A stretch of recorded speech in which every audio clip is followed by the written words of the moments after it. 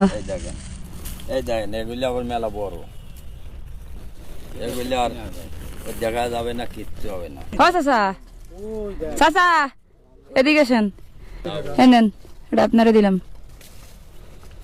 পরে পরে বেশি বেশি গাছ কাটবেন আর গুড় হলে আমাদের কাছে বিক্রি করবেন। ঠিক আছে,